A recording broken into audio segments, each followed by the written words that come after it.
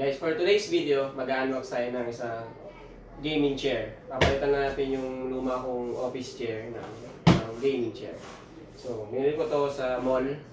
Naka-discount siya from Sedia. So, check natin kung okay ba siya kumpara sa Lazada. Actually, mas mahal to kumpara sa mga nakita nyo sa Lazada. Pero yung quality naman, check natin. Doon nakita ko na to sa personal. I-check ko pa din yung quality kasi hindi ko pa siya na-check ng mas matagal. So, inupuan ko lang, ganyan. So, yan, i-unbox natin to tapos i-try natin na i-buuin. So, okay.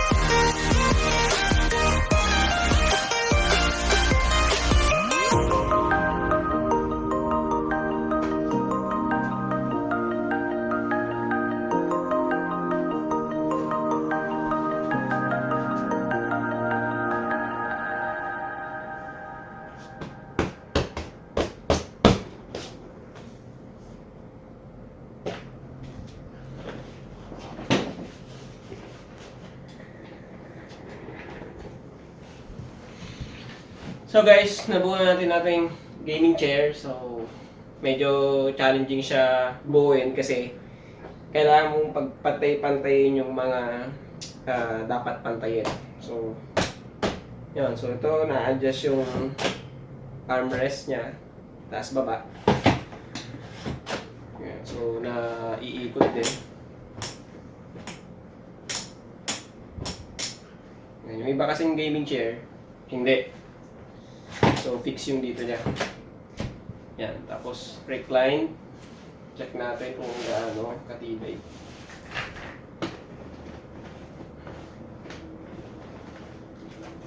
Yan. Pwede ka lang humiga. Nasa 60 kilo siya, tapos 63. O, kaya naman niya. Huwag ka lang magalaw. Yan. Tapos, up and down. Up and down. Yan, up. Ito yung pinakamataas niya. Yan, ito yung pinakamataas niya. Down. Yan. Sakto to sa desk ko. So, meron siyang malit na unan. Kung ang tawag dito. Tapos yung parang massager niya dito sa likod. Pwede mo siyang i-adjust. Pwede mo siyang ilagay sa upper back. Ayan, dito mo siya i-adjust sa likod. Tapos dito. Or pwedeng sa lower back. Depende kung ano yung masakit sa inyo. Ayan.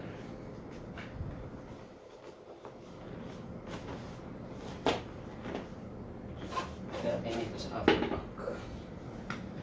May chase yung sumasakit sa akin. So yun guys, salamat sa panonood. Naka-sale to kaya nabili ko siya from 12,800. So 6,400 siya. Ewan ko hanggang katapusan lang yata to ng April.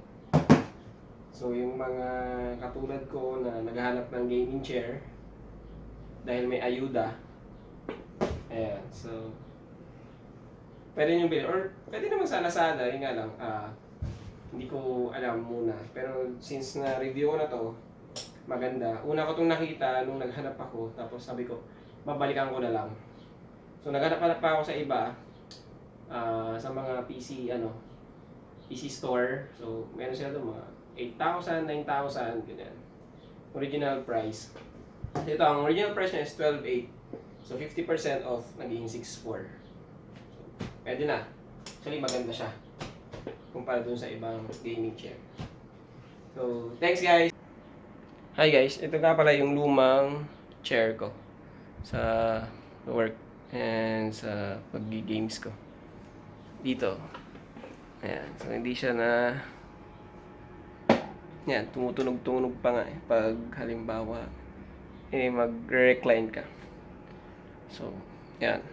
Ito gaming. So, dito sa work. And then